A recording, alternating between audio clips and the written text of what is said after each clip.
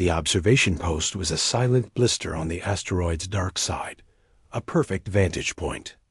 Inside, the technician watched the distant orbital docks of the royal flagship.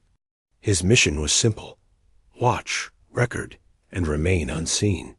He was human, and humanity was not invited to this sector of space. The galactic consensus considered them a quirk of evolution, a species too young, too volatile, and too blunt to be allowed beyond their own solar system. He was the exception, a ghost in the machine. He was not prepared for the malfunction. A power surge from a passing comet's tail fried his primary cloak. The observation post flickered into visible spectrum for a full 3 seconds before he could kill all non-essential systems. But 3 seconds was an eternity. Alarms, silent in the vacuum but screaming across data feeds, erupted from the flagship. A sleek, elegant pinnace detached and shot toward his position. He had protocols for this. Scuttle the post, eject in the stealth pod, and vanish. But the surge had damaged the scuttle charges. He was trapped in a bubble of metal and glass, waiting. The pinnace docked with a magnetic thud he felt in his bones. He stood in the center of the single room, hands open at his sides as the door hissed open. The alien princess was unprepared. Her shock was clear. She stood framed in the doorway, flanked by 2 hulking guards whose carapace armor glistened. She was tall, willowy, with skin the color of twilight and hair that seemed spun from liquid silver. Her gown was a complex weave of diplomacy and power. Her large, luminous eyes, designed for the gentle light of her home star, widened further. She had expected a rogue automated probe, perhaps a pirate scout. She did not expect this. He was shorter than her guards, but broader, dense with a musculature evolved for a heavier world. His face was not serene like hers, but etched with lines of concentration and a weathering from a star known for its harsh light. He wore a simple, gray environment suit, devoid of ornament. He was utterly, terrifyingly solid. A creature from a cautionary tale, standing in the flesh. "You are human," she said, her voice a melody of chimes translated by the room's systems. It was not a question. "I am," he replied. His own voice was a low rumble, a different kind of music. Her guards raised their energy lances, the tips glowing with a soft, deadly light. She lifted a slender hand, and they froze. Her shock was being rapidly folded under a lifetime of political training, but it still flickered at the edges of her expression. "You violate consensus space. This is an act of war." "It was an accident," he said, his tone calm, factual. "A power surge from the comet's tail. My cloak failed. I was observing, not interfering." "Observing," she repeated, the word laced with cold disdain. "You spy. You see our technology, our formations. This is how your kind prepares. You are a species of conflict." He did not argue. He simply looked at her, his gaze steady. "If you were going to shoot me, princess, you would have allowed your guards to do so. You stayed their hands. Why?" The directness of it was a slap. Her people communicated in layers of implication and harmonic subtext. This was a bare statement, a stone dropped in still water. She hesitated. Curiosity is not only a human trait. Your species is a mystery, a dangerous one. You are said to lack subtlety, to break what you do not understand. We understand survival, he said, and we understand being judged before we are known. She took a step into the room, against the subtle shift of her guards. "And let us judge. Explain this."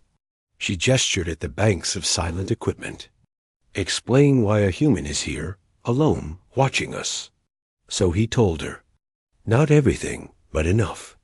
He spoke of humanity's longing to look outward, of the consensus edict that walled them in based on the wars of their past. He spoke of their fear that in a galaxy of ancient, polished civilizations, they would be forgotten or worse, deemed obsolete and removed. His mission was not aggression, but assessment. To learn if the wall was built on truth or fear. You see only our capacity for war, he finished. You do not see our capacity for wonder. You built starships while we were drawing in caves. We know this. We are not trying to conquer you. We are trying to catch up, and we are afraid there will be no place for us when we do. The princess was silent for a long time.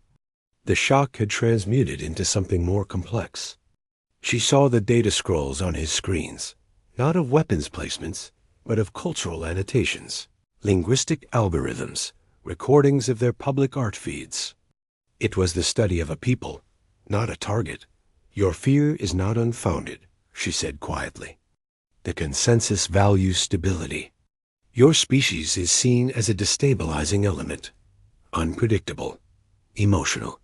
A soft alarm chimed on his console. A red light began to pulse. He glanced at it. The surge caused a cascade failure in the containment of my power core. In approximately 15 minutes, it will go critical. This post will become a very small, very bright star. The guards stiffened, their weapons coming up again. The princess did not flinch. You tell me this now? Is this a threat? It is a fact, he said, moving to the console. His fingers danced across the keys. I am attempting to shunt the buildup into the asteroid's mass. It will likely trigger seismic fractures, but it should contain the explosion. You should return to your ship. It is not safe. She did not move. You are attempting to save my ship? And my own life, princess? The two are currently linked. He worked as he spoke, his movements efficient, focused. There was no panic, only problem-solving. She watched him. This was not the blind rage or cunning deceit her tutors had described. This was calm competence in the face of oblivion. The shuttle's tractor beam could stabilize the asteroid's structure long enough for your purge, she found herself saying. He looked at her, surprised. Your guards would not allow you to risk your pinnace. I am not asking them, she said, and her tone held a newfound edge. She turned and issued commands in her own flowing language. The guards protested, but she was absolute. A pinnace extended its tractor, a beam of blue light anchoring the trembling asteroid. He nodded, a gesture of thanks she understood, and worked faster. The final sequence required a manual override at a relay on the outside of the hull. I have to go out, he said, pulling on a helmet. Send a guard, she said. It's my equipment. My risk.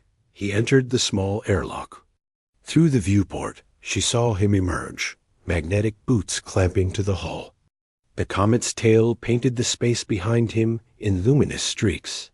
He moved with a deliberate, powerful grace, unhindered by the terrifying emptiness around him. He reached the relay, pried open the panel, and connected a bypass module. The red light on her console flickered, then turned a steady, calm green. He came back inside, frost steaming off his suit in the warm air. He removed his helmet. His hair was cropped short. His face was weary, but his eyes were clear. The asteroid will hold. The core is stabilized. Thank you for your assistance, he said. The princess looked at him, this creature of blunt force and quiet courage, who had just averted a disaster she had inadvertently helped cause. Her initial shock was gone. In its place was a dawning, unsettling realization. The consensus was wrong. Humanity was not a simple danger. They were a catalyst. They fixed what was broken, even at their own peril. They spoke truths that shook comfortable foundations. They will ask me what happened here, she said softly. My guards will report a human spy. The consensus will demand sanctions, perhaps a blockade. He met her gaze. And what will you tell them? She considered the data feeds full of art and language. She considered the tractor beam holding the rock together. She considered the calm in his eyes when he faced the void. "I will tell them," she said, her voice firming with a resolve that surprised even her, "that I encountered a human, and that he showed me that preparedness is not only about shields and weapons. It is about the strength to remain calm when everything fails. It is about the choice to protect even those who call you enemy. I was unprepared for that." She turned to her guards. "We will return to the flagship. You will record that the anomaly was a damaged sensor platform of unknown origin. It posed a minimal threat and was neutralized. There was no human presence here." The guards bowed, confusion in their posture, but obedience in their hearts. The princess looked back at the human one last time. "Your cloak will be repaired in 6 hours. Use it, go home, and tell your people that not all eyes in the consensus are blind." He gave a single slow nod. "Thank you, princess." She left, the door sealing behind her. The technician stood alone in the silent post. He watched the pinnace glide away, a sliver of light returning to the great jewel of the flagship. He then turned to his console, the data intact, the mission a paradoxical success. He had been seen, known, and then deliberately unseen. It was not the outcome anyone had prepared for. On her flagship, the princess stood on her command balcony, looking at the distant, unremarkable asteroid. Her shock had been real, her fear genuine, but it had been washed away by a truth more profound. Humanity was not what they seemed. And she, the heir to a throne of an ancient star empire, had been unprepared for the most simple thing of all, an act of shared preservation, a bridge built not from diplomacy, but from a shared moment of danger and a choice to see what was truly there. The galaxy, she knew, would never be the same, and for the first time she was not afraid of that change.